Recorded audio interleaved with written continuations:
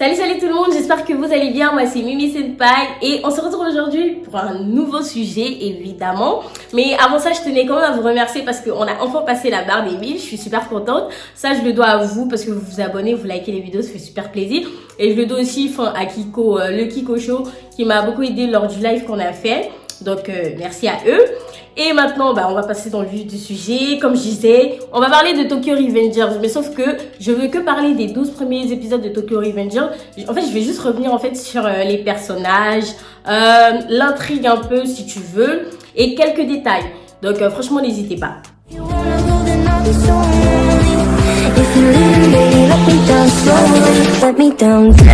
Alors les amis, si vous êtes là, ça veut dire que vous avez déjà regardé Tokyo Revengers, en tout cas les 12-13 premiers épisodes, parce qu'après vous ne pas me dire que je vous ai spoil. Moi là j'ai prévenu, donc vas-y c'est parti. En fait moi je considère qu'il y a deux parties dans Tokyo Revengers. Après j'ai pas tout regardé et j'ai pas lu le manga aussi, tu vois, donc je peux pas trop parler. Mais en fait selon ce que j'ai regardé jusqu'à l'épisode 13, je crois que la première partie on sait comment ça se termine. Et on sait comment l'intrigue de la seconde partie en fait commence. Donc moi en fait c'est ce que je voulais un peu parler de ça. Déjà on va commencer avec du coup le résumé de Tokyo Revengers. Du coup Tokyo Revengers en fait c'est un anime qui a été adapté du manga Tokyo Revengers il y a quelques mois. Ça nous parle en fait de Takemichi. C'est un jeune de 26 ans qui a le sentiment d'avoir raté complètement sa vie. Il vivote en fait dans les petits boulots ingrats juste pour pouvoir se payer un loyer, dites-vous.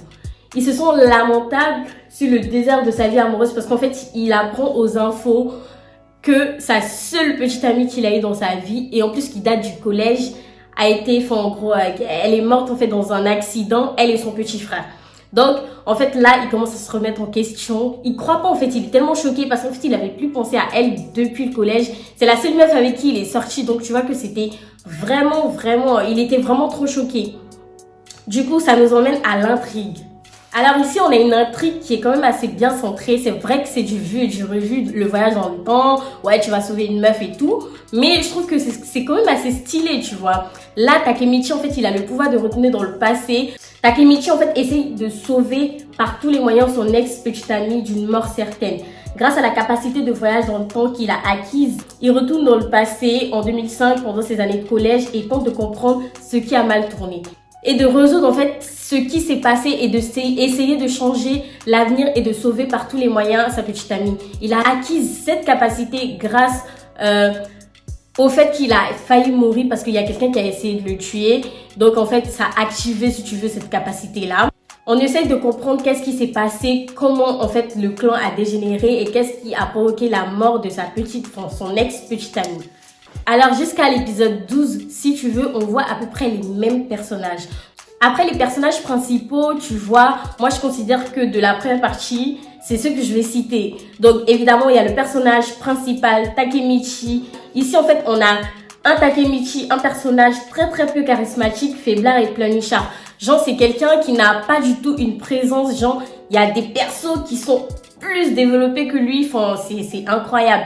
Mais justement, comparé à tous les protagonistes de shonen ou je sais pas quoi, il dégage aucun charisme et aucun glow up physique. Genre lui, de 2005 à 2017, il a pas glow up, il a pas grandi, il a pas glow up, je sais pas comment l'expliquer. Peut-être que je me dis que après le 13e épisode, vu qu'il a pris une certaine décision, il va glow up mentalement, mais physiquement, j'en sais rien. Donc, c'est ce qu'on espère pour ce personnage principal parce que j'espère qu'il a quand même un atout parce que c'est quand même le personnage principal, quoi. Après, on a Hinata Tachibana, c'est quand même elle la base, si tu veux, l'intrigue de la série parce que elle était la petite amie de Takemichi au collège et c'est la raison en fait pour laquelle Takemichi fait ses retours dans le passé pour pouvoir en fait enquêter et essayer de la sauver. Donc on espère que elle aussi, elle va apporter quelque chose à l'histoire. Mais quand on apprend à la connaître, on connaît justement l'Hinata du passé. On voit qu'elle était très proche, très amoureuse de Takemichi. On voyait en fait qu'elle prenait soin de lui, etc. Donc c'est pas un perso oufissime, c'est juste un perso qui sert de base, moi je pense, pour Takemichi parce que voilà, c'était la petite amie d'un voyou du quartier, donc voilà quoi. Après, on a Naoto Tachibana qui est le petit frère d'Hinata justement. Lui, en fait, moi je trouve que C'est un personnage qui n'a pas très été développé parce que il sert juste de base à Takemichi. C'est la personne avec qui ils enquêtent dans le présent pour essayer en fait de comprendre ce qui s'est passé dans le passé pour pouvoir sauver sa grande sœur. Et lui, justement. Du coup, en fait, il a eu confiance en Takemichi quand il lui a dit « Ta sœur et toi, vous serez plus dans le présent, genre en mode à cette date-là. Donc fais tout et tu dois protéger ta sœur. » Du coup, il a tout fait, il est rentré dans la police, il a tout fait pour essayer de protéger sa grande sœur, même si ça n'a pas été possible. Mais c'est quand même un personnage que j'aurais préféré qu'il soit un peu plus développé que ça. Mais bon, peut-être que après dans la deuxième partie, il est développé, j'en sais rien du tout. Donc, ça reste à voir. On vient maintenant au personnage qui m'intéresse le plus. C'est Mikey, ou de son vrai nom, Sano Manjiro. C'est le fondateur et le boss du Tokyo Manjikai. En plus d'être charismatique, il est tout le contraire de Takemichi. Mikey est un combattant hors pair. Il a été développé à mort parce que il est charismatique, il est imposant, il est beau. Je sais pas comment t'expliquer, mais Mikey a une présence que toi-même tu vois, t'as peur direct. Depuis son plus jeune âge, il a une réputation énorme et il est respecté par tous. Et il considère chaque membre du Toman comme un membre de sa vraie famille. Et il est prêt à tout pour eux. Il peut aussi se montrer très froid, très cruel et d'une extrême violence. Donc, faut pas le chercher. Tu le vois tout mignon, tout petit, faut pas le chercher. Il donne des patates que personne n'a su résister. C'est un personnage qui a été développé. Je pense qu'il sera encore plus développé. Enfin, je l'espère. Parce que moi, déjà, quand j'ai vu Mikey, j'ai cru que c'était le personnage principal. Mais évidemment, non. On peut pas tout avoir dans la vie. Donc, voilà. Je pense que quand même, Mikey, son développement, il était assez impressionnant. C'est vrai que jusque-là, il n'a pas rencontré d'adversaire à sa taille, tu vois. Vers la fin de la première partie, on voit qu'il rencontre quelqu'un qui arrive à résister à ses coups. Mais du coup, je me dis que cette personne-là, c'est quelqu'un aussi, tu vois, parce que si elle arrive à résister aux coups de Mikey, qui sont quand même super impressionnants, que personne n'avait réussi à bloquer, c'est que c'est quelqu'un et qui va vraiment se passer quelque chose. Parce que jusque-là, il s'est passé des bails, mais c'était des petits bails que Mikey il a su gérer à chaque fois. Et du coup, a su rester le leader impressionnant qu'il est. Draken, de son vrai nom Ryuguki Ken, c'est le numéro 2 du Toman et le bras droit de Mikey. Draken, il est juste impressionnant et tu vois, tu le reconnais directement par son physique. Tu sais qu'il a un tatouage de dragon, enfin bref, le crâne rasé, etc. Il a une aura imposante, du coup ça fait que tout le monde le respecte. Mais il est surtout dans un calme naturel et il est très sérieux et très posé. Et il est aussi prêt à tout pour protéger Mikey. Donc en fait, ça fait que ces deux-là, ils ont un lien très fort. Ils sont très proches et du coup, en fait, imagine une dispute entre Draken et Mikey. Ça veut dire que le Toman, il est mal barré. Donc justement, Takemichi, il va essayer de protéger Draken par tous les moyens parce que des gens, ils vont comploter évidemment contre lui. Enfin, ils vont essayer de tuer Draken. Grâce à ça, en fait, c'est ça qui était censé être la base du conflit intérieur du Toman et c'est comme ça que ça allait imploser et que finalement son ex-petite amie allait mourir dans le futur. Donc il essaie en fait d'empêcher la mort de Draken. Est-ce qu'il va y arriver? Voilà la question qu'on se pose tous. Est-ce que Draken va réussir à survivre? Si t'as regardé les 12 premiers épisodes, tu sais quand même.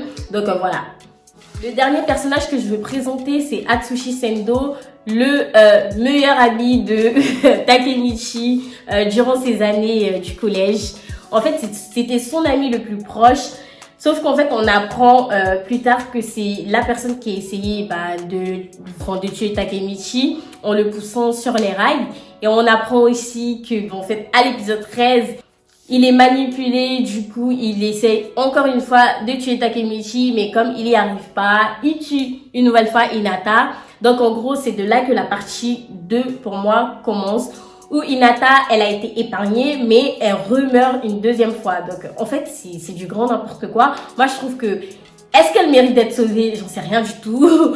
Est-ce que je suis une fan Enfin, bref, je suis pas, en fait... Si vous cherchez un conflit, cherchez bien un conflit, mais enfin, je trouve que ça n'a aucun intérêt de sauver quelqu'un qui son destin est de mourir. Enfin, je sais pas, mais bon, chacun son avis. Mais bref, voilà. Alors, si je devais terminer et donner mon avis, enfin, résumer vite fait, donner mon avis, je dirais plutôt que, en gros, la première partie qui se déroule entre l'épisode 1, 12/13, c'est là que Takemichi, en fait, il revit ses années du collège. Il tente de résoudre le futur conflit qui aura lieu, qui va diviser en fait le Toman. Il renoue aussi sa relation avec Hinata, son ex-petite amie. Il va se rendre compte qu'il tient toujours à elle. Ok, jusque-là, bon, ça va, au calme, c'est mignon.